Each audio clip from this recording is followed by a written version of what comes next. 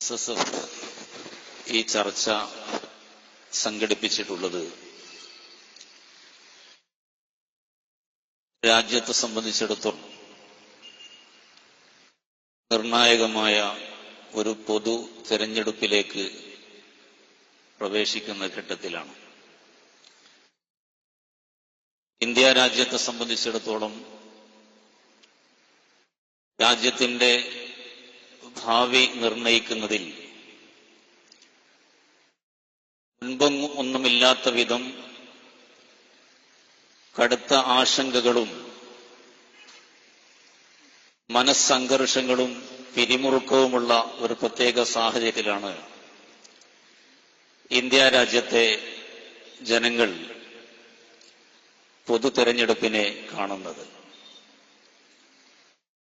രാജ്യത്തിന് അസ്ഥിവാരമിട്ട ജനാധിപത്യ മതേതരത്വ മൂല്യങ്ങൾ നമ്മുടെ രാജ്യത്ത് അത് തിരസ്കരിക്കപ്പെടുമോ, അത് നിരാകരിക്കപ്പെടുമോ? വർഗീയ ഫാഷിസ്റ്റ് ശക്തികൾ നമ്മുടെ രാജ്യത്തിന്റെ മഹിതമായ മൂല്യങ്ങൾക്കുമേലെ കടന്നാക്രമണം നടത്തുമോ എന്ന ഒരാശങ്ക കൂടി നിലനിൽക്കുന്ന ഒരു പ്രത്യേക സാഹചര്യത്തിൽ SSF ഈ ചർച്ചാ സമ്മേളനത്തിന് വേദിയൊരുക്കിയിരിക്കുകയാണ്. 1941 രൂപീകൃതമായ ഒരു പ്രസ്ഥാനം, ഈ പ്രസ്ഥാനത്തിന്റെ ഇന്ത്യൻ ജമാഅത്തെ ഇസ്ലാമി എന്ന ഈ പ്രസ്ഥാനത്തിന്റെ തുടക്കം മുതൽ തന്നെ പ്രസ്ഥാനത്തിന്റെ ഈ സംഘടനയുടെ ആശയത്തെ, അതിന്റെ രാഷ്ട്രീയത്തെ എതിർത്തുപോന്ന ഒരു വിഭാഗമാണ് SSF ഉൾക്കൊള്ളുന്ന സുന്നി പ്രസ്ഥാനം. ആശയപരമായും രാഷ്ട്രീയപരമായും ജമാഅത്തിന്റെ നിലപാടുകൾ മുസ്ലിം സമുദായത്തിനും നമ്മുടെ രാജ്യത്തിനും ആശങ്കയും ഭീഷണിയും ഉയർത്തുന്നതാണ് എന്ന് ഇന്നോ ഇന്നലെയോ മാത്രമല്ല, ഒരു തെരഞ്ഞെടുപ്പിന്റെ പരിസരത്ത് മാത്രമല്ല, വളരെ നേരത്തെ തന്നെ കൃത്യമായി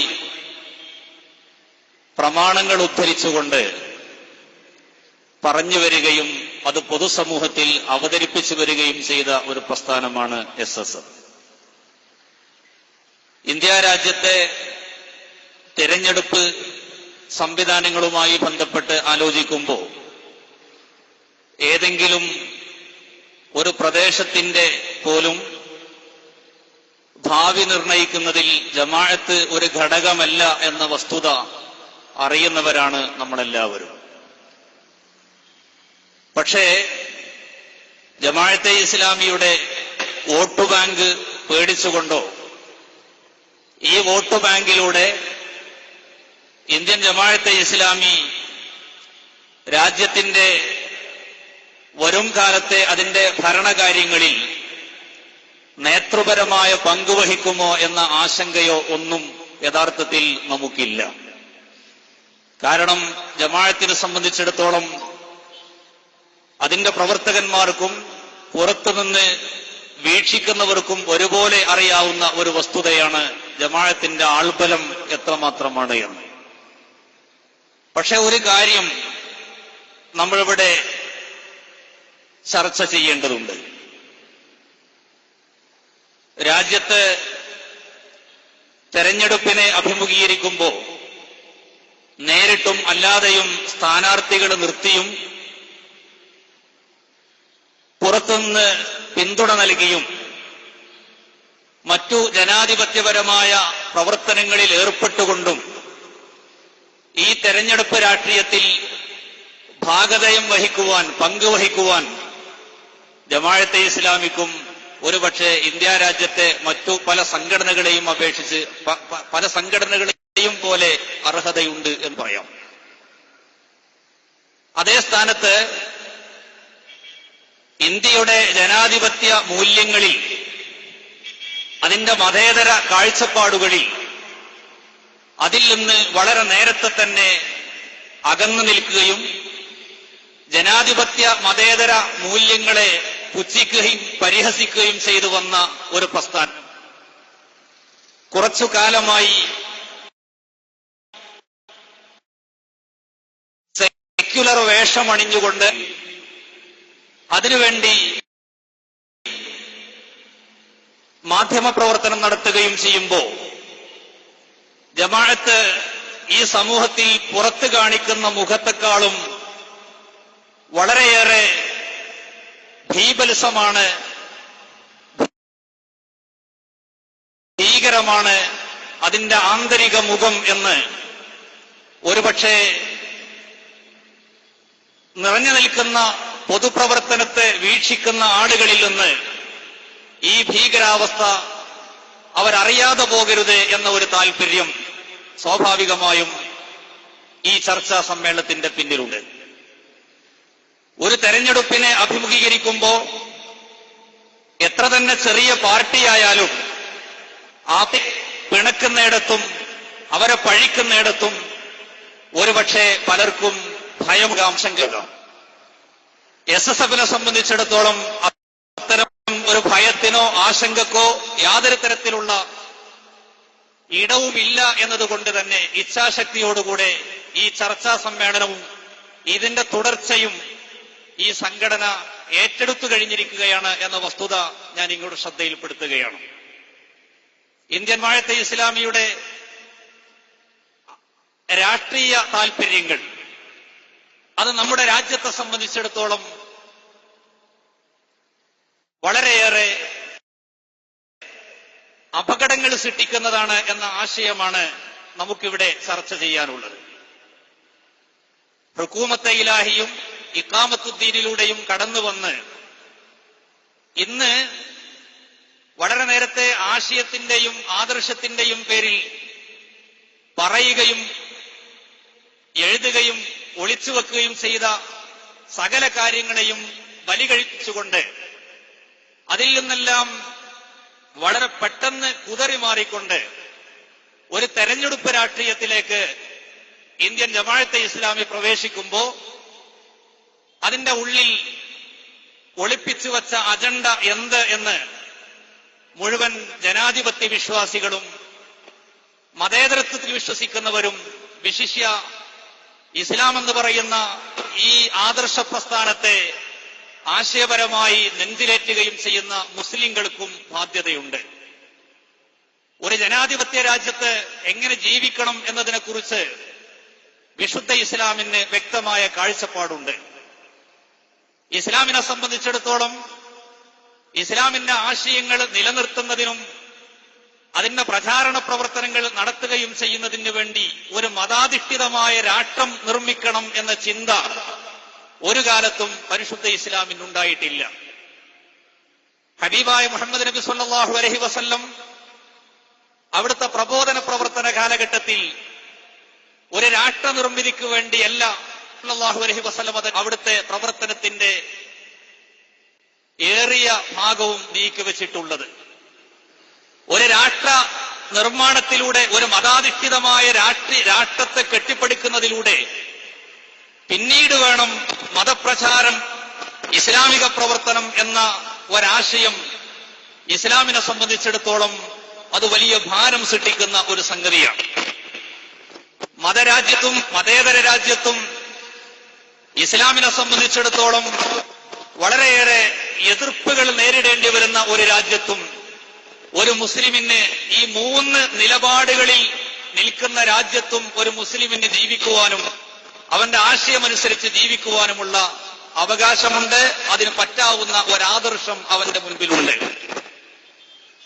ഇതിൽ നിന്ന് വളരെയേറെ മാറി ചിന്തിച്ച് ആദ്യം ഒരു രാഷ്ട്രത്തെ മതാധിഷ്ഠിതമായ ഒരു രാഷ്ട്രം സ്വപ്നം കാണുകയും എന്നാൽ കടുത്ത ജനാധിപത്യ മതേതര ആശയങ്ങൾ നിലനിൽക്കുന്ന അത് ശക്തമായി നിലനിൽക്കുന്ന ഒരു രാജ്യത്ത് അത് അതേ അളവിൽ തുറന്നു പറയാൻ മടിക്കുകയും ഉള്ളിലൂടെ അതിന്റെ പ്രവർത്തനങ്ങൾ നടത്തുകയും നേരത്തെ അതാണ് ഞങ്ങളുടെ ലക്ഷ്യമെന്ന് പറഞ്ഞ് നേരത്തെ എഴുതി വച്ചതും പറഞ്ഞതുമായ ആശയങ്ങളെ ഇപ്പോഴും അതിനെ പൂർണ്ണമായും അംഗീകരിക്കുകയും ചെയ്തുകൊണ്ട് തികച്ചും സെക്യുലറുകൾ എന്ന രൂപത്തിൽ തന്നെ ചമഞ്ഞ് ഒരു രാഷ്ട്രീയത്തിന്റെ ഭൗതികമായ ഇസ്ലാമിക സംസ്കാരത്തെയും പാരമ്പര്യത്തെയും പൈതൃകങ്ങളെയും ഒക്കെ തകർത്ത് കളഞ്ഞുകൊണ്ട് ഒരു രാഷ്ട്രീയ സംവിധാനവുമായി കെട്ടുപിണയുമ്പോൾ അതിന്റെ എല്ലാ തരത്തിലുമുള്ള ഭൗതികമായ വികൃതങ്ങളെയും ഏറ്റുവാങ്ങിക്കൊണ്ട് ഒരു രാജ്യത്ത് തെരഞ്ഞെടുപ്പ് രാഷ്ട്രീയത്തിലേക്ക് പ്രവേശിക്കുന്ന ജമാഅത്തെ ഇസ്ലാമിയെ സംബന്ധിച്ചിടത്തോളം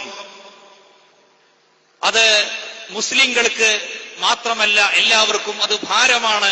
ഈ അപകടം തിരിച്ചറിയാതെ പോകുന്നത് നമ്മെ സംബന്ധിച്ചിടത്തോളം അത് ദൂരവ്യാപകമായ പ്രത്യാഘാതങ്ങൾ സൃഷ്ടിക്കുന്നതാണ് എന്ന് SSF ഇവിടെ നിരീക്ഷിക്കുകയാണ്. അതുകൊണ്ട് തന്നെ ഇച്ഛാശക്തിയോടുകൂടെ ഈ ചർച്ചാ സമ്മേളനം SSF നടത്തുകയും ഇതിന്റെ ആശയം ഏറ്റെടുത്തുകൊണ്ട് പൊതുസമൂഹത്തിലേക്ക് ഇറങ്ങിത്തിരിക്കാൻ സംഘടന തീരുമാനിക്കുകയും ചെയ്തു. അതിന്റെ അടിസ്ഥാനത്തിലാണ് തുടക്കമെന്ന നിലയ്ക്ക് വിപുലമായ തരത്തിൽ ഈ ചർച്ചാ സമ്മേളനം ഇവിടെ സംഘടിപ്പിച്ചിട്ടുള്ളത്. വളരെ പ്രഗത്ഭരും പ്രശസ്തരും നമ്മുടെ ഈ ചർച്ചാ സമ്മേളനത്തിൽ പങ്കെടുക്കുന്നുണ്ട്. രാഷ്ട്രീയ സംഘടനകളെ പ്രതിനിധീകരിച്ചുകൊണ്ട് KM Shaji MLA, MM Narayanan, അതേപോലെ സാംസ്കാരിക മാധ്യമ രംഗത്തെ പ്രതിനിധികൾ എല്ലാം നമ്മുടെ ഈ ചർച്ചാ സമ്മേളനത്തിൽ നമ്മളുമായി സംവദിക്കുന്നുണ്ട്. ബഹുമാന്യനായ C. ഹംസ സാഹിബ്, അജയ് P. മങ്ങാട്, പ്രസ്ഥാനത്തിന്റെ നേതൃത്വം എല്ലാവരും മഗ്‌രിബിന് ശേഷവും തുടരുന്ന നമ്മുടെ ഈ സമ്മേളനത്തിൽ സദസ്സുമായി അഭിമുഖീകരിക്കും എന്ന് ഈ അവസരത്തിൽ ഓർമ്മപ്പെടുത്തി ചർച്ചകൾക്ക് തുടക്കമിട്ടുകൊണ്ട് SSFന്റെ സംസ്ഥാന സെക്രട്ടറി M. അബ്ദുൽ മജീദ് നമ്മളോട് പ്രസംഗിക്കും. അതിനുശേഷം നമ്മുടെ വിശിഷ്ട വ്യക്തിത്വങ്ങൾ ഈ ചർച്ചാ സമ്മേളനത്തിൽ പങ്കെടുത്ത് നമ്മളുമായി സംവദിക്കും എന്ന് ഓർമ്മപ്പെടുത്തി ഞാൻ എന്റെ വാക്കുകൾ അവസാനിപ്പിക്കുന്നു. ചർച്ചകൾക്ക് തുടക്കമിട്ട് സംസാരിക്കുന്നതിന് വേണ്ടി സ്നേഹിതൻ അബ്ദുൽ മജീദിനെ സ്നേഹപൂർവ്വം ക്ഷണിക്കുന്നു.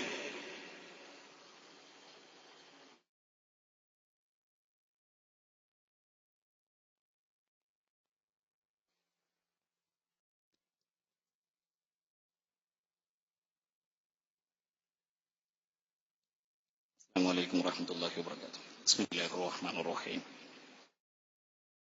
الحمد لله رب العالمين. الصلاة والسلام على أشرف المرسلين وعلى آله وصحبه أجمعين. വേദിയിരിക്കുന്ന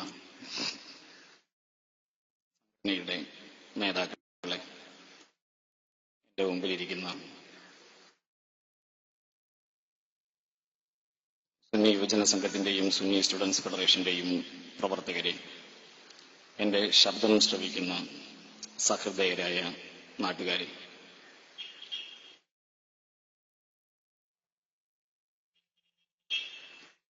ജമാഅത്തെ ഇസ്ലാമി യഥാർത്ഥത്തിൽ ഒരു മതസംഘടനയല്ല,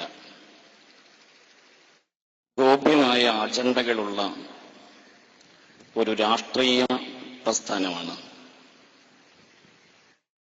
പഴയ പാകിസ്ഥാൻ പ്രസിഡന്റ് അയ്യൂബ് ഖാൻ ഒരിക്കൽ പറയുകയുണ്ടായി, അദ്ദേഹത്തിന്റെ കസേരയിൽ കൈവച്ചുകൊണ്ട് മൗദൂദിക്ക് നേരെ അയ്യൂബ് ഖാൻ പൊട്ടിത്തെറിച്ചുകൊണ്ട് പറഞ്ഞത്, ഇദ്ദേഹത്തിന് ആവശ്യമുള്ളത് ഈ കസേരയാണ് എന്നാണ്. ഈ മുല്ല മതത്തിന് വേണ്ടിയല്ല പ്രവർത്തിക്കുന്നത്, അധികാരത്തിന് വേണ്ടിയാണ് എന്നാണ് മൗദൂദിയുടെ മുഖത്തു നോക്കി അയ്യൂബ് ഖാൻ പറഞ്ഞത്. ജമാഅത്തെ ഇസ്ലാമി പ്രതിലോമപരതയുടെ രാഷ്ട്രീയമാണ് നമുക്കിടയിൽ വിപണനം ചെയ്തുകൊണ്ടിരിക്കുന്നത്.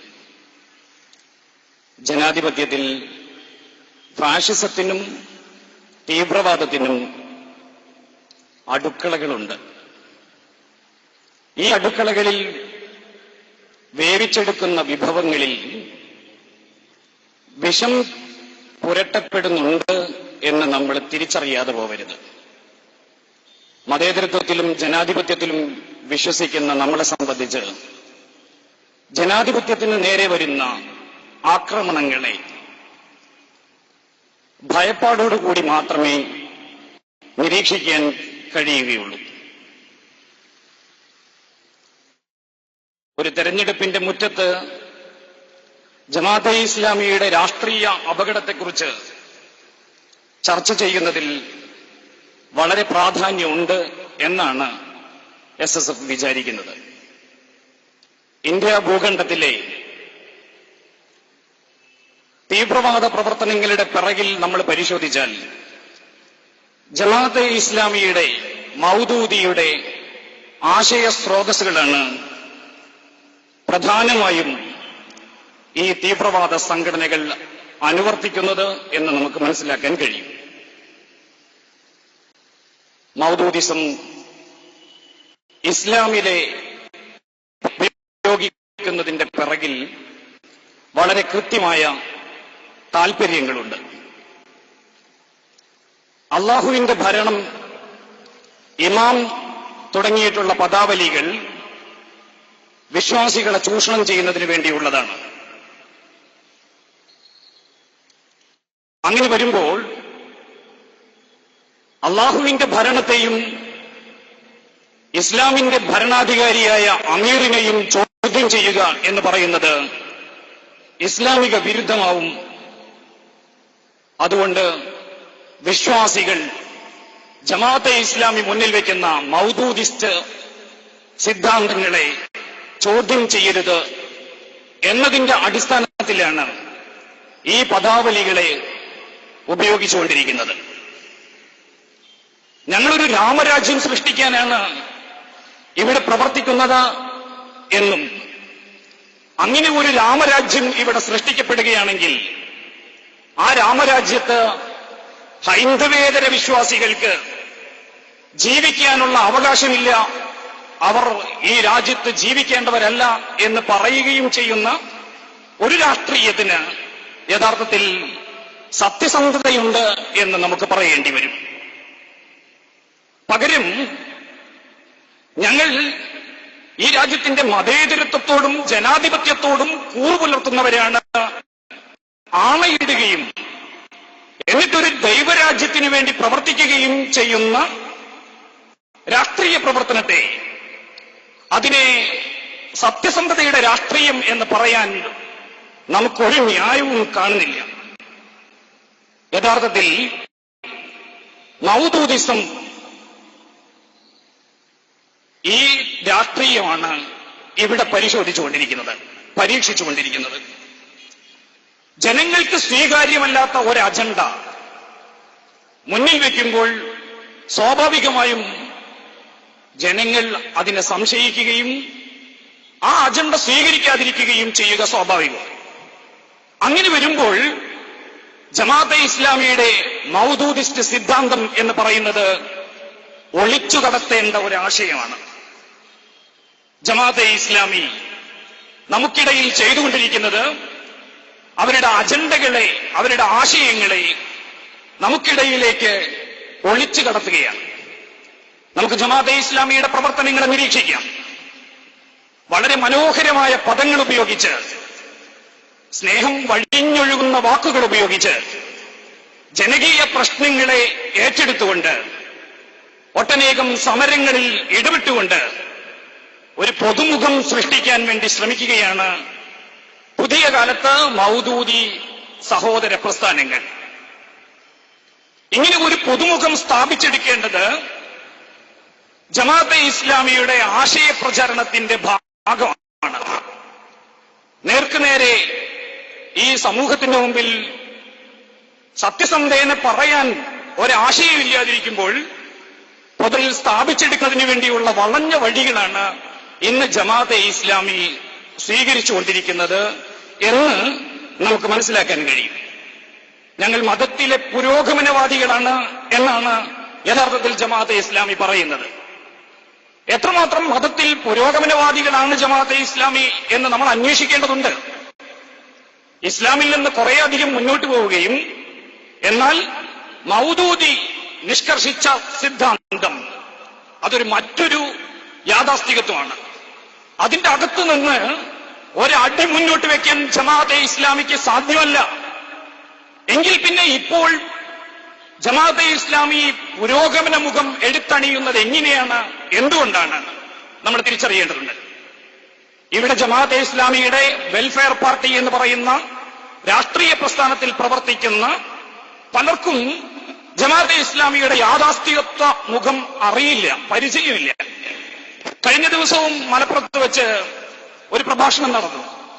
ആ പ്രഭാഷണത്തിലും നമ്മളോട് പാർട്ടി പ്രവർത്തകർ വിളിച്ചു പറഞ്ഞത്, ഇതുവരെ മലപ്പുറം ജില്ലയിലെ ഏറ്റവും പ്രശസ്തമായ ഒരു മുസ്ലിം രാഷ്ട്രീയ സംഘടനയ്ക്ക് പോലും കഴിയാത്ത ഒരു പുരോഗമന മുഖമാണ് വെൽഫെയർ പാർട്ടി പ്രദർശിപ്പിച്ചുകൊണ്ടിരിക്കുന്നത് എന്നാണ്. എന്താണ് ആ മുഖം? ആയിരക്കണക്കിന് സ്ത്രീരത്നങ്ങളെ, മുസ്ലിം സ്ത്രീകളെ അവരുടെ രാഷ്ട്രീയമായ ആവശ്യങ്ങൾക്ക് വേണ്ടി തെരുവിലിറക്കാൻ കഴിഞ്ഞിരിക്കുന്നു എന്നതാണത്രേ ഈ മുന്നേറ്റം.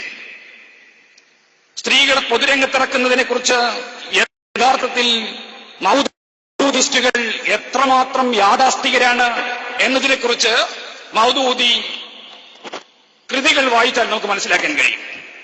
പക്ഷെ ജമാഅത്തെ ഇസ്ലാമി മൗദൂദിയുടെ എല്ലാ കൃതികളും ഭാഷാന്തരം ചെയ്തിട്ടുണ്ടെങ്കിലും മൗദൂദിയുടെ സ്ത്രീവിരുദ്ധ കാഴ്ചപ്പാടുകളെക്കുറിച്ച്, സ്ത്രീ വിഭാഗത്തെക്കുറിച്ചുള്ള മൗദൂദി കാഴ്ചപ്പാടിനെ കുറിച്ച് വിവർത്തനം ചെയ്യപ്പെടാത്ത ഒരു സാഹിത്യകൃതിയുണ്ട്.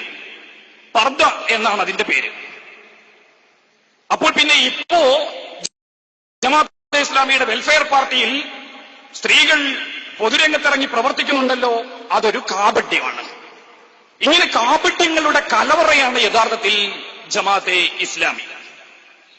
മാധ്യമം ദിനപത്രം ജമാഅത്തെ ഇസ്ലാമിയുടെ നേതൃത്വത്തിൽ പുറത്തിറങ്ങുന്ന ഒരു പത്രമാണ്. ആ പത്രത്തിൽ എന്തുകൊണ്ട് സ്ത്രീകളില്ല എന്ന ചോദ്യം വന്നു. മാധ്യമത്തിന്റെ എഡിറ്റർ AR അദ്ദേഹം പ്രതികരിച്ചത്, സ്ത്രീകളും പുരുഷന്മാരും ചേർന്ന് സമ്മിശ്രമായി പ്രവർത്തിക്കുന്നത് അത് അപകടകരമാണ്, അതുകൊണ്ടാണ് മാധ്യമം ദിനപത്രത്തിൽ സ്ത്രീകളില്ലാത്തത് എന്നാണ് അദ്ദേഹം പറഞ്ഞത്. വീണ്ടും ജമാൽ കൊച്ചങ്ങാടിയോട് ചോദിച്ചാൽ അദ്ദേഹം പറഞ്ഞു തരും. കോസ്മെറ്റിക് ഉൽപ്പന്നങ്ങളുടെ ദുരന്തവശങ്ങളെക്കുറിച്ച് ഒരു ഫീച്ചർ തയ്യാറാക്കി അതിന്റെ ഡിസൈൻ ചെയ്തപ്പോൾ, ലേഔട്ട് ചെയ്തപ്പോൾ ഒരു സ്ത്രീയുടെ 2 കണ്ണുകൾ മാത്രം ജമാൽ കൊച്ചങ്ങാടി അതിൽ സെറ്റ് ചെയ്തു. AR ആ ചിത്രം വെട്ടി. അതിന്റെ കാരണത്തെക്കുറിച്ച് അന്വേഷിച്ചപ്പോഴും അബ്ദുറഹ്മാൻ എന്ന മാധ്യമ എഡിറ്റർ അദ്ദേഹം പറഞ്ഞത്, ജമാഅത്തെ ഇസ്ലാമിക്ക് സ്ത്രീ വിഷയത്തിൽ പാടുകളുണ്ട് എന്ന്. സോളിഡാരിറ്റി ഇപ്പോൾ അഭിമുഖീകരിക്കുന്ന ഏറ്റവും പ്രധാനപ്പെട്ട ഒരു ചോദ്യമുണ്ട്. ആ ചോദ്യം ഇതാണ്: എന്തുകൊണ്ട് സോളിഡാരിറ്റിയിൽ സ്ത്രീകൾക്ക് പ്രവേശനം നൽകുന്നില്ല? അതിന് ജമാഅത്തെ ഇസ്ലാമിക്കാർ കൊടുക്കുന്ന ഉത്തരം ഇങ്ങനെയാണ്: അതൊരു തീരുമാനത്തിന്റെ മാത്രം പ്രശ്നമാണ്.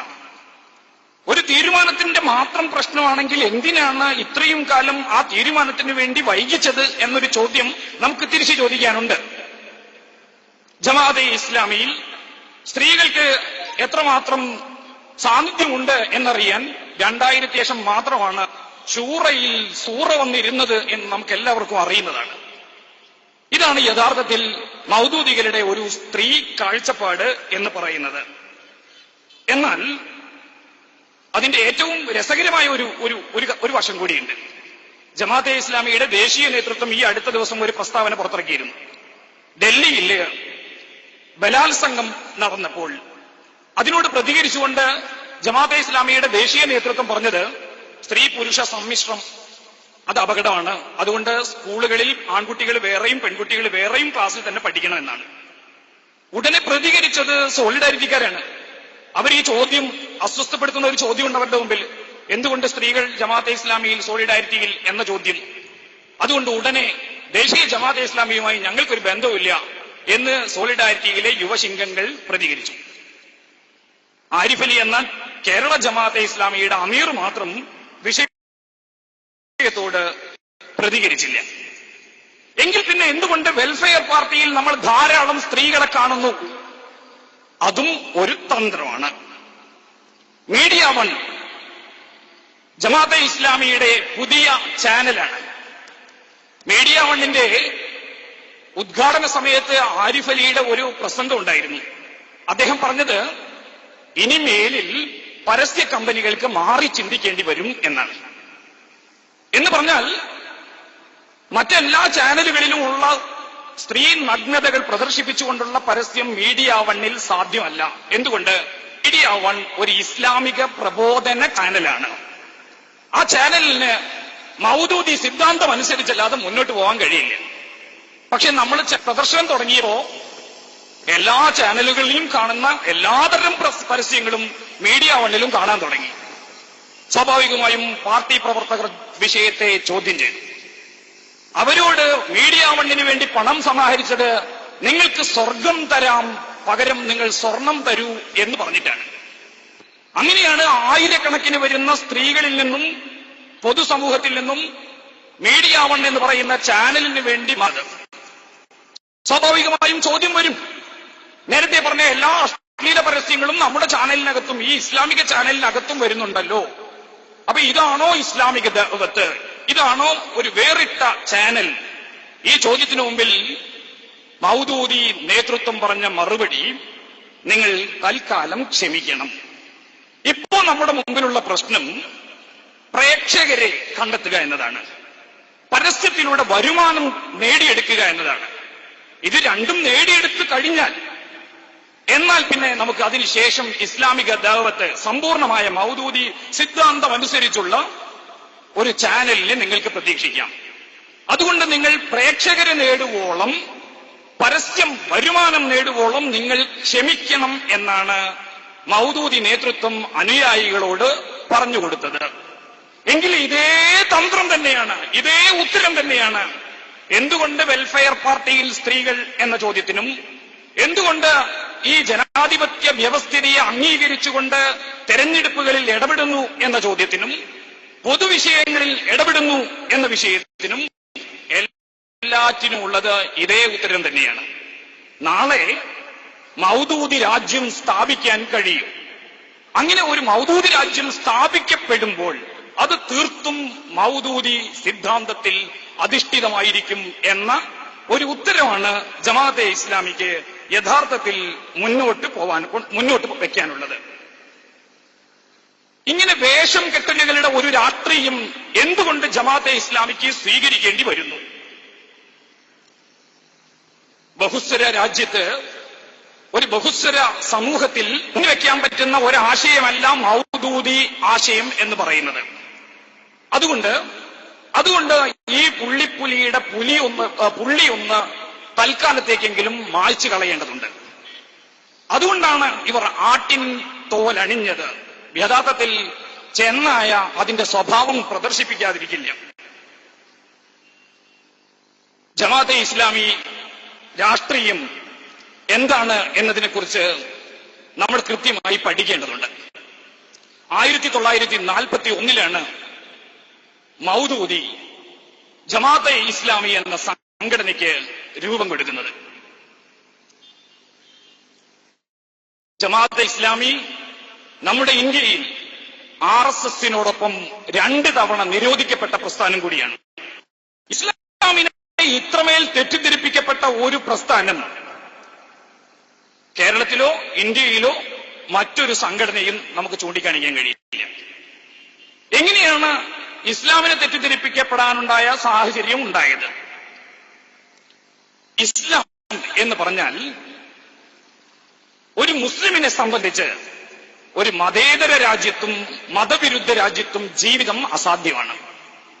ഒരു മതരാജ്യത്ത് മാത്രമേ ഒരു മുസ്ലിമിന് ജീവിക്കാൻ കഴിയൂ എന്ന ഒരു സിദ്ധാന്തത്തെയാണ്, ഒരു അപകടകരമായ ഒരു സിദ്ധാന്തമാണ് ജമാഅത്തെ മുന്നോട്ട് വെച്ചത്.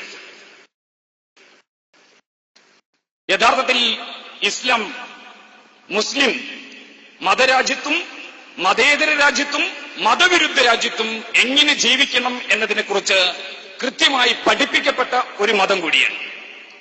ധാരാളം തെളിവുകളുണ്ട്. ഞാൻ ആ തെളിവുകളിലേക്ക് പ്രവേശിക്കുന്നില്ല. ഒരു മതരാജ്യത്ത് മാത്രമേ ഒരു മുസ്ലിമിന് ജീവിക്കാൻ കഴിയൂ എന്നും ഒരു മതേതര രാജ്യത്ത് ജീവിക്കുമ്പോൾ ആ മതേതര രാജ്യത്തെ അട്ടിമറിക്കുകയാണ് ഓരോ വിശ്വാസിയുടെയും ഏറ്റവും പ്രധാനപ്പെട്ട ദൗത്യമെന്നും അങ്ങനെ ഒരു മതേതര രാജ്യത്തെ ജനത്തെ അംഗീകരിക്കുക എന്ന് പറയുന്നത് പൈശാചിക ഭരണകൂടത്തെ അംഗീകരിക്കലാണ് എന്നും അത് ദൈവവിരുദ്ധമാണ് എന്നും ആ പൈശാചിക ഭരണകൂടത്തിൽ എന്ന് പറഞ്ഞാൽ താകൂത്തിയൻ ഭരണകൂടത്തിൽ ഭരണസ്ഥാനങ്ങൾ അലങ്കരിക്കുകയോ ഇവിടുത്തെ കോടതിയെയോ നിയമത്തെയോ അംഗീകരിക്കുകയോ ഭരണകൂടം നേതൃത്വം നൽകുന്ന സ്ഥാനങ്ങൾ അലങ്കരിക്കുകയോ വോട്ട് രേഖപ്പെടുത്തുകയോ ചെയ്യുന്നത് പോലും ഹറാമാണ്, ശിർക്കാണ് എന്നാണ് മൗദൂദി സിദ്ധാന്തം മുന്നോട്ട് വെച്ചത്. ഇന്നും ആ സിദ്ധാന്തത്തിൽ വിശ്വസിക്കുന്ന ഒട്ടനേകം ജമാഅത്തെ ഇസ്ലാമി കാരണവന്മാരെ നമുക്ക് കാണാൻ കഴിയും. അവർ വെൽഫെയർ പാർട്ടി രൂപീകരിക്കപ്പെട്ടപ്പോൾ പോലും ഇന്നും വോട്ട് ചെയ്യാൻ തയ്യാറല്ലത്രേ. മൗദൂദി സിദ്ധാന്തം ഒരു ജനാധിപത്യ രാജ്യത്തോട് സ്വീകരിക്കുന്ന ഒരു സമീപനം ഇതാണ്. യഥാർത്ഥത്തിൽ ദീർഘമായ ഏതാണ്ട് 60 വർഷത്തോളം കാലം ഈ സിദ്ധാന്തവുമായിട്ടാണ് അവർ കേരളത്തിലും പ്രവർത്തിച്ചത്. ഇടയ്ക്ക് വെച്ച് 1958 ഹുക്കൂമത്തെ ഇലാഹി എന്ന താൽപര്യം മാറ്റിയിട്ട് സമം നിൽക്കുന്ന മറ്റൊരു പദം ഇഖാമത്തുദ്ദീൻ, രണ്ടും അർത്ഥത്തിൽ ഒന്ന് തന്നെയാണ്, സ്ഥാപിക്കുകയും ചെയ്തുകൊണ്ട് കേരളത്തിൽ പ്രവർത്തിച്ച ജമാഅത്തെ ഇസ്ലാമി ഈ അടുത്ത കാലത്താണ് ഇങ്ങനെ മുഖം മിനുക്കാൻ തുടങ്ങിയത്. എന്തുകൊണ്ട് ഇങ്ങനെ മുഖം മിനുക്കേണ്ടി വരുന്നു? ദീർഘമായ 60 വർഷക്കാലത്തെ പ്രവർത്തനത്തിൽ നിന്ന് കേരളത്തിൽ ഒരു വേരോട്ടവും സിദ്ധിക്കാൻ ഈ പാർട്ടിക്ക് കഴിഞ്ഞിട്ടില്ല എന്നതുകൊണ്ടാണ്. അതുകൊണ്ട് പുതിയ രൂപഭാവങ്ങളോടുകൂടി പുതിയ അടവ് തന്ത്രങ്ങളോടുകൂടി ഈ സമൂഹത്തിനിടയിൽ പ്രവർത്തിക്കേണ്ടതുണ്ട് എന്നാണ് ജമാഅത്തെ ഇസ്ലാമി ഇപ്പോൾ കണ്ടെത്തിയിരിക്കുന്നത്. അങ്ങനെയാണെങ്കിൽ ജമാഅത്തെ ഇസ്ലാമി പഴയ ആശയത്തിൽ നിന്ന് തിരിച്ചുപോയോ എന്നൊരു ചോദ്യമുണ്ട്. തീർത്തും ആ ചോദ്യത്തിന്റെ ഉത്തരം ഇങ്ങനെയാണ്: മൗദൂദി സിദ്ധാന്തത്തിൽ അധിഷ്ഠിതമായിട്ടല്ലാതെ ജമാഅത്തെ ഇസ്ലാമി മുന്നോട്ട് പോവില്ല എന്ന് തന്നെയാണ് അതിന്റെ ഉത്തരം. ഇത് ഞാൻ വെറുതെ പറയുന്നതല്ല. ബംഗ്ലാദേശിൽ ജമാഅത്തെ ഇസ്ലാമി ഉണ്ട്, പാകിസ്ഥാനിലും ഉണ്ട്, കാശ്മീരിലും ജമാഅത്തെ ഇസ്ലാമി ഉണ്ട്. ഈ 3 സ്ഥലങ്ങളിലെയും ജമാഅത്തെ ഇസ്ലാമി എന്ന് പറയുന്ന പാർട്ടി ഒരു രാഷ്ട്രീയ പാർട്ടിയായി പ്രത്യക്ഷത്തിൽ രാഷ്ട്രീയത്തിൽ ഇടപെട്ടുകൊണ്ടിരിക്കുന്ന ഒരു പാർട്ടിയാണ്. എന്നാൽ നമ്മുടെ കേരളത്തിൽ മാത്രം ജമാഅത്തെ ഇസ്ലാമി എന്ന പേരുപയോഗിച്ചിട്ടല്ല അവർ രാഷ്ട്രീയ രംഗത്തേക്ക് ഇറങ്ങിയിരിക്കുന്നത്. വെൽഫെയർ പാർട്ടി എന്ന മറ്റൊരു പേര് സ്വീകരിച്ചിരിക്കുന്നു. കാപട്യം വളരെ വ്യക്തമാണ്. എന്തുകൊണ്ട് ജമാഅത്തെ ഇസ്ലാമി എന്ന പേരുപയോഗിച്ച് കേരളത്തിൽ രാഷ്ട്രീയ പ്രവർത്തനം നടത്താൻ കേരളത്തിലെ ജമാഅത്തെ ഇസ്ലാമിക്ക് സാധ്യമല്ല? അവിടെയാണ് ഒട്ടേറെ സംശയങ്ങളുള്ളത്. യഥാർത്ഥത്തിൽ പാകിസ്ഥാനിലെയും ബംഗ്ലാദേശിലെയും കാശ്മീരിലെയും ജമാഅത്തെ ഇസ്ലാമി തീർത്തും പ്രതിലോമപരമായ രാഷ്ട്രീയത്തെ മുന്നിൽ വെച്ചുകൊണ്ട് അത് ഉറക്കെ പറഞ്ഞുകൊണ്ട് തന്നെ പ്രവർത്തിക്കുന്ന പാർട്ടികളാണ്. ഇവരുമായി ഞങ്ങൾക്കൊരു ബന്ധവുമില്ല എന്ന് കൂടെ ആണയിടും കേരളത്തിലെ ജമാഅത്തെ ഇസ്ലാമികൾ. ഇനെത്തുന്നത് പലരും ഈ ചോദ്യങ്ങളൊക്കെ ചോദിക്കുമ്പോഴാണ്. പാകിസ്ഥാൻ ജമാഅത്തെ ഇസ്ലാമി എത്ര അപകടകാരികളാണ്. അവരുടെ സിദ്ധാന്തം അനുസരിച്ച് പ്രവർത്തിക്കുന്ന ലഷ്കർ-ഇ തൊയ്ബ പോലെയുള്ള അതിതീവ്രവാദ സംഘടനകൾ, ജമാഅത്തെ ഇസ്ലാമിയുടെ പോഷക സംഘടനകൾ പ്രവർത്തിക്കുന്നു. ബംഗ്ലാദേശിൽ എന്തുമാത്രം ക്രൂരതകളാണ് നടന്നത് എന്നതിനെ കുറിച്ച് നമുക്ക് എല്ലാവർക്കും അറിയുന്നതാണ്.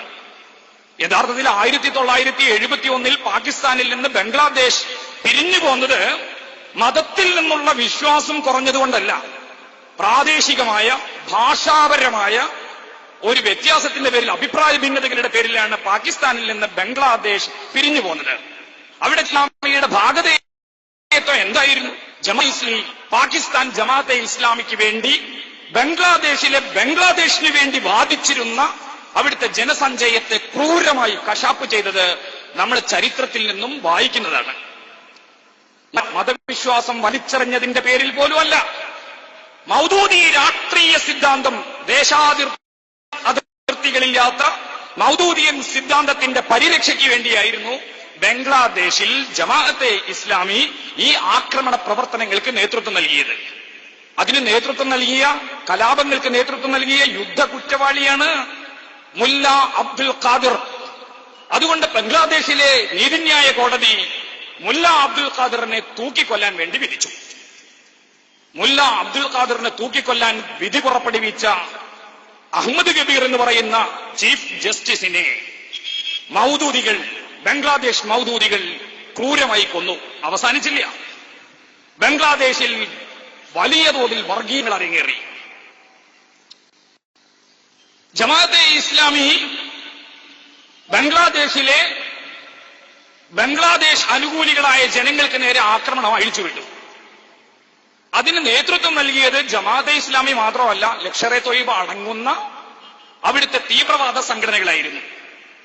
മുല്ല അബ്ദുൽ ഖാദിറിന്റെ മരണത്തിൽ അസ്വസ്ഥപ്പെട്ടത് പാകിസ്ഥാനിലെ ജമാഅത്തെ ഇസ്ലാമിയും ബംഗ്ലാദേശിലെ ജമാഅത്തെ ഇസ്ലാമിയും കാശ്മീരിലെ ജമാഅത്തെ ഇസ്ലാമിയും മാത്രമല്ല, സാക്ഷാൽ കേരളത്തിലെ ജമാഅത്തെ ഇസ്ലാമിയുടെ അമീർ മുല്ല അബ്ദുൽ ഖാദിറിന്റെ വധവുമായി ബന്ധപ്പെട്ട് പത്രപ്രസ്താവന ഇറക്കി. ജമാഅത്തെ ഇസ്ലാമിയുടെ, സോളിഡാരിറ്റിയുടെ SIOക്കാർ, ഇവരടങ്ങുന്ന ജമാഅത്ത് സിദ്ധാന്തം അനുസരിച്ച് പ്രവർത്തിക്കുന്ന മുഴുവൻ പ്രവർത്തകരും നമ്മുടെ തെരുവിലിറങ്ങിയിട്ട് മുല്ല അബ്ദുൽ ഖാദിറിന് വേണ്ടി ബഹളം വെച്ചു. ഇതും നമ്മൾ കണ്ടതാണ്. അങ്ങനെയാണ് പാകിസ്ഥാനിലെയും കാശ്മീരിലെയും ബംഗ്ലാദേശിലെയും കേരളത്തിലെയും ഇന്ത്യയിലെയും ജമാഅത്തെ ഇസ്ലാമി ഒന്നു തന്നെയാണ്.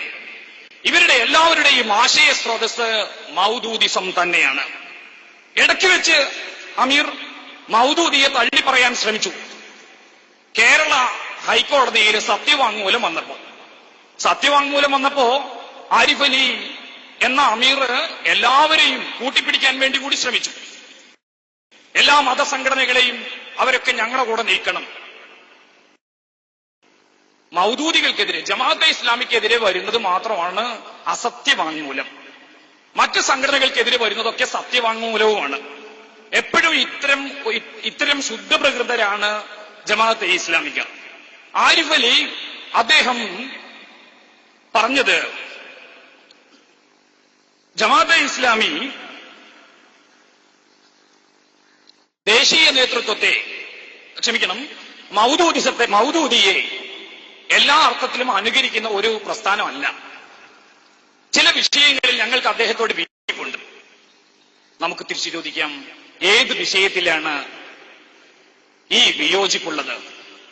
മൗദൂദിയുടെ ഏത് ആശയത്തെയാണ് ജമാഅത്തെ ഇസ്ലാമി ഇന്ന് സ്വീകരിക്കാത്തത്? സത്യസന്ധതയോടുകൂടി കേരളത്തിലെ ജനങ്ങളോട് പറയണം. മൗദൂദിയുടെ ഈ സിദ്ധാന്തങ്ങളെ, ഈ ആശയങ്ങളെ, അതുമായി ഞങ്ങൾക്ക് യോജിപ്പില്ല എന്ന് പറയാനുള്ള ഒരു ആത്മാർത്ഥത, സത്യസന്ധത ജമാഅത്തെ ഇസ്ലാമി കാണിക്കേണ്ടതായിരുന്നു. അവർ കാണിച്ചില്ല. മൗദൂദിയുടെ എല്ലാ പുസ്തകങ്ങളെയും IPH എന്ന് പറയുന്ന ജമാഅത്തെ ഇസ്ലാമിയുടെ പ്രസിദ്ധീകരണ വിഭാഗം ഇവിടെ വിവർത്തനം ചെയ്ത് പ്രസിദ്ധീകരിക്കുന്നുണ്ട്. ഇന്നും ആ ആശയ കച്ചവടം നടന്നുകൊണ്ടിരിക്കുന്നു. ഏതെങ്കിലും ഒരു പുസ്തകം പിൻവലിച്ചതായും നമുക്കറിയില്ല. മൗദൂദി ആശയങ്ങളുമായി വളരെയധികം മുന്നോട്ട് പോയിട്ടുണ്ട് എന്ന് തന്നെയാണ് നമുക്കിതിൽ നിന്ന് മനസ്സിലാക്കാൻ കഴിയുന്നത്. ഒന്നുകൂടി പറയാം. ഇറാനിയൻ വിപ്ലവം ജമാഅത്തെ ഇസ്ലാമിയെയും അന്ന് സോളിഡാരിറ്റി ഇല്ല, ജമാഅത്തെ ഇസ്ലാമി അനുയായികളെയും ഏറെ കോരിത്തരിപ്പിച്ച ഒരു വിപ്ലവമാണ് ഇറാനിയൻ വിപ്ലവം. ആ കാലയളവിലാണ് ജമാഅത്തെ ഇസ്ലാമിയുടെ വിദ്യാർത്ഥി സംഘടനയായിരുന്ന ഇന്നത്തെ SIO അല്ല, അന്നത്തെ സിമി, ജമാഅത്തെ ഇസ്ലാമിയുടെ വിദ്യാർത്ഥി സംഘടനയാണ് സിമി. ഞങ്ങൾക്ക് സിമിയുമായി ബന്ധമില്ല എന്നും സിമി ഞങ്ങളുടെ വിദ്യാർത്ഥി സംഘടന അല്ല എന്നും പറയാനുള്ള ഒരു തൊലിക്കെട്ടി ജമാഅത്തെ ഇസ്ലാമിക്കാർക്ക്. പക്ഷെ അബ്ദുള്ളയോട് ചോദിച്ചാൽ അദ്ദേഹം കൃത്യമായിട്ട് പറഞ്ഞു തരും, ജമാഅത്തെ ഇസ്ലാമിയുടെ വിദ്യാർത്ഥി സംഘടന തന്നെയായിരുന്നു സിമി എന്ന്. എപ്പോഴാണ് സിമിയും ജമാഅത്തെ ഇസ്ലാമിയും തമ്മിൽ വഴിപിരിഞ്ഞത്? ജമാഅത്തെ ഇസ്ലാമി ഈ കാപട്യ രാഷ്ട്രീയം മുന്നോട്ട് വെച്ചപ്പോൾ ഇറാനിയൻ വിപ്ലവത്തിൽ ആവേശം പൂണ്ട സിമിക്കാർ അത് പറ്റില്ല എന്നും വിപ്ലവം ഇവിടെയും സാധ്യമാണ് എന്നും പ്രഖ്യാപിച്ചു. മൗദൂദികൾ പറഞ്ഞു, കേരളത്തിൽ, ഇന്ത്യയിൽ ഇപ്പോൾ വിപ്ലവം പ്രായോഗികമല്ല. ഇതിന്റെ പേരിലാണ് സിമിയെ തള്ളിപ്പറയുന്നതിലേക്ക് യഥാർത്ഥത്തിൽ ജമാഅത്തെ ഇസ്ലാമിയെ എത്തിച്ചത് എന്ന് നമുക്ക് മനസ്സിലാക്കാം.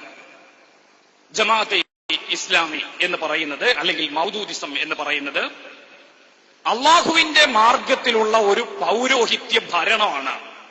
അള്ളാഹുവിന്റെ മാർഗം എന്ന് പറയുന്നത് പോലും വിശ്വാസികളെ ചൂഷണം ചെയ്യാൻ വേണ്ടി ഉപയോഗിക്കുന്നതാണ്. അമീർ ആരിഫ് അലി മൗലവിക്കും അസിസ്റ്റന്റ് ഷെയ്ഖ് മുഹമ്മദ് കാരക്കുന്ന് മൗലവിക്കും നാളെ രാജ്യം ഭരിക്കാൻ വേണ്ടി ഇസ്ലാമിനെ ഉപയോഗിക്കുന്ന ഹീനമായ തന്ത്രങ്ങളാണ് ജമാഅത്തെ ഇസ്ലാമി ഉപയോഗിച്ചുകൊണ്ടിരിക്കുന്നത്.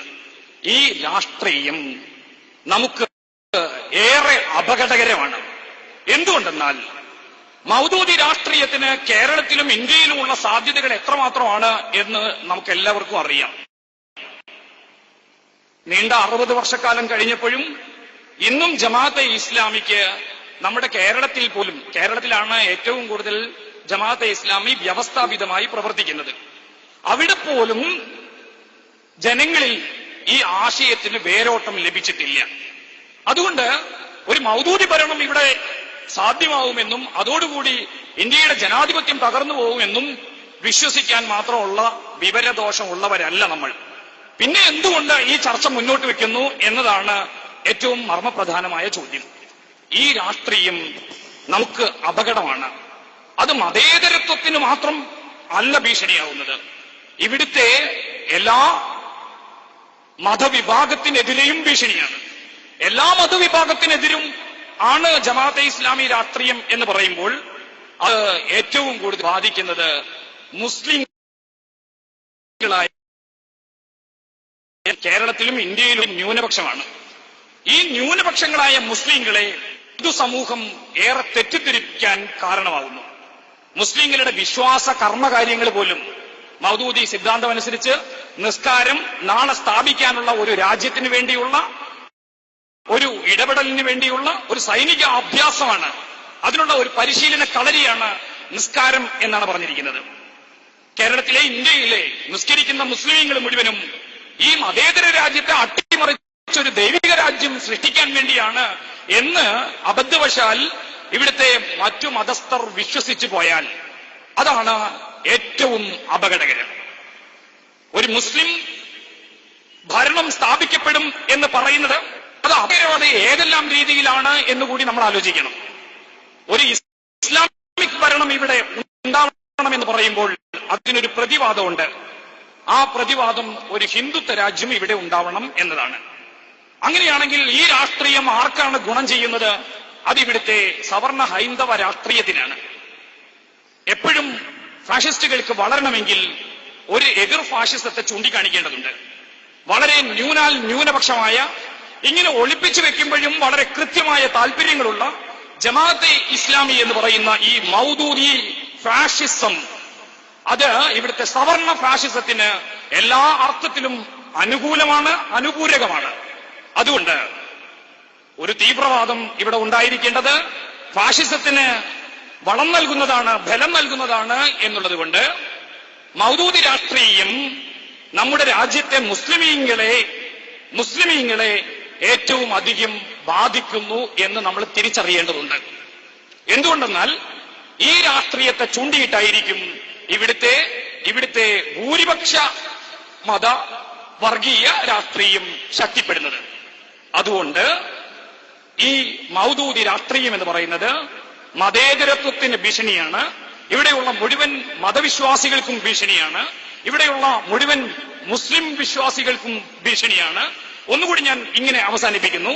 മൗദൂദി രാഷ്ട്രീയം ഇവിടെ അധികാരത്തിൽ വന്നാൽ ഒരിക്കലും സമയമല്ല, ഇവിടെ സാക്ഷി കൊടുത്തു. മൗദൂദി രാഷ്ട്രീയം ഇവിടെ അധികാരത്തിൽ വന്നാൽ അപ്പോൾ പോലും ഒരു വലിയ ഗുരുതരമായ ഒരു പ്രശ്നമുണ്ട്. ബഹുഭൂരിപക്ഷം വരുന്ന സുന്നി പാരമ്പര്യ വിശ്വാസികളോടുള്ള മൗദൂദി കാഴ്ചപ്പാട് എന്ന് പറയുന്നത് അവർ മുസ്ലിങ്ങളല്ല എന്നും അവർ അപകടകാരികളായ വിഗ്രഹാരാധകരാണ് എന്നുമാണ്. അങ്ങനെയാണെങ്കിൽ ആ ഭരണം ഇവിടുത്തെ വിശ്വാസികൾക്ക് ഒരു നിലയ്ക്കും യോജിക്കാൻ പറ്റുന്നതല്ല എന്നുകൂടി ഉണർത്തി ഞാൻ എന്റെ വാക്കുകൾക്ക് വിരാമം ഇടുന്നു. വാഹൃദവാൻ അൽഹംദുലില്ലാഹി റബ്ബിൽ ആലമീൻ. അസ്സലാമു അലൈക്കും വറഹ്മത്തുള്ളാഹി.